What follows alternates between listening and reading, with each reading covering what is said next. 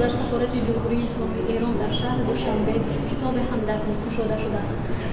این کتاب به خاطر مرگ فاجعه‌ای ابراهیم رئیسی رئیس جمهوری اسلامی ایران و همراهان او باز شده است و مقامات تاجیکستان و همچنین وسایط اخبار عامه برای ابراز همدردی به سفارت می‌آید و در این کتاب همدردی امضا می‌نماید.